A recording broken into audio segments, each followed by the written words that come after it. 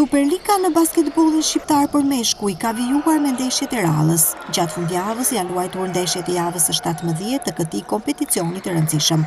Tre përballjet e luajtura kanë qenë Apolonia Teuta, përfunduar me rezultatin 91-85, Vllaznia Tirana 82-83 dhe Beslidja Kamsa 114-66.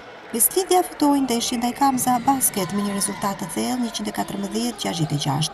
Në Shkodër, skuadra e Tiranës fitoi ndeshjen në sekondat e fundit të takimit 83-82 ndaj Vllaznisë, në një takim me shumë emocione dhe të ekuilibruar deri në fund.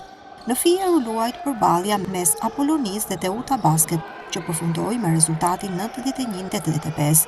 Pavarësisht një përpjekje të fortë dhe rikthimi dy herë nga dizavantazhi prej 15 pikësh, djemtë e Detit nuk arritën të siguronin fitoren në kohën shtesë. Paul shënoi 23 pikë në takim.